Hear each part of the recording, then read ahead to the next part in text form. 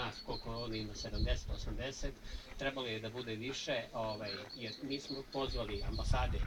Izraela, Slovenije, Italije i Češke. Međutim,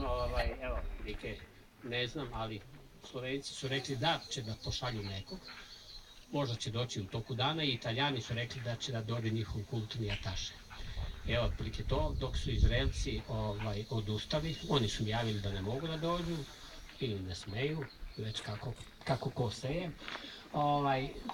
Česi su odmah rekli da ne mogu da odvoje nikog od njih i tako. Vidite, ova priredba je, kako smo napisali u novinama, u Timoku,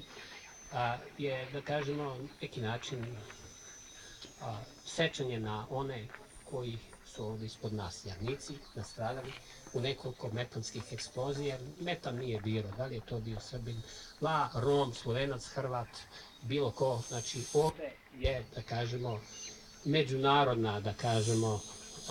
zajednica i bila, nažalost, i ostala je pod zemljom, a ja se ipak nadam da će jednoga dana opet proradi,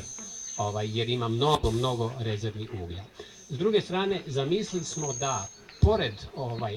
skupljanja slovenačkih kulturnih zajednica iz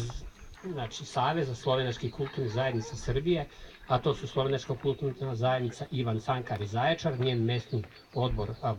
Boljevac Rtanj, zatim Slovenačka kulturna zajednica iz Leskovca, evo sad su ljudi na putu,